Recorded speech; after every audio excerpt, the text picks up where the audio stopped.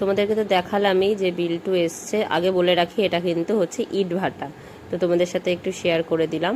তো যাই হোক, তোমরা তো দেখলেই যে বিল্টু আজকে এসছে। দুদিন বাপের বাড়ি আসতে না আসতে ও একদম নিতে চলে এসছে আমাকে। ও বাইরে গেছিলো, বাইরে থেকে এসেই আমাকে নিতে চলে এসছে।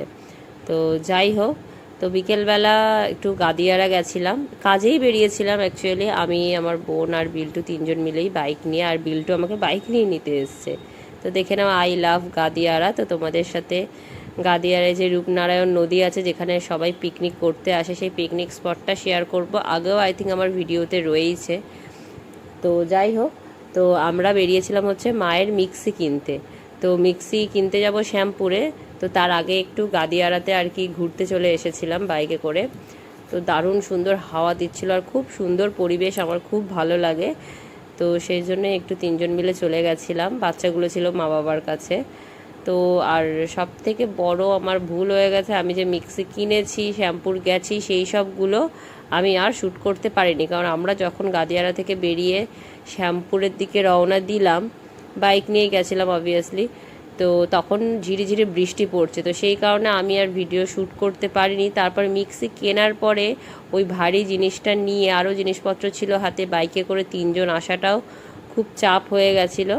তো বাবা লাস্টে গুজরাটপুর পর্যন্ত এসেছিল, বাবার হাতে কিছু জিনিস পাঠিয়ে দিয়েছিলাম। তারপরে আমি, বিল্টু আর বোন তিনজন মিলে বাড়ি গেছি। তো মেন মোটিভ ছিল আর কি মিক্সি কেনা, সেটাই। তো এই যে দেখো রূপনারায়ণ নদী, আমরা একদম লাস্ট পর্যন্ত চলে গেছিলাম, মানে পুরোপুরি লাস্টে যাইনি, তাও অনেকটা গেছিলাম। তো এই হচ্ছে রূপনারায়ণ নদী, খুব শান্তির জায়গা। বিকেলবেলা বা সন্ধেবেলা গরমকালে এসে বসলে একদম মনটা হালকা হয়ে যায়, মানে খুবই ভালো লাগে। আর এখানেই সবাই পিকনিক করতে আসে।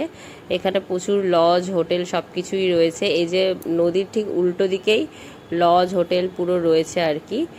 তো তোমাদের সাথে শেয়ার করলাম, এর আগেও আই থিঙ্ক আমি করেছি, আমার ভিডিওতে রয়েছে।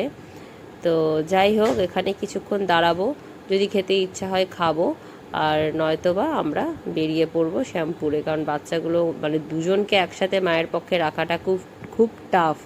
তো এই যে দেখে নাও কি দারুণ লাগছে না দেখতে। এখানে অনেকক্ষণ আমরা ছিলাম, আর ওই দিক দিয়ে ওই যে লঞ্চ যাচ্ছে ওটা, আর এই লঞ্চ পার হয়েও কিন্তু কলকাতা যাওয়া যায় নূরপুর থেকে। তো আমি ছোটোবেলায় আসতাম যখন মামার বাড়ি আসতাম সেই সময়। তো যাই হোক, এখান থেকে আমরা হচ্ছে সোজা চলে গেছিলাম শ্যামপুরে মায়ের মিক্সি কিনতে।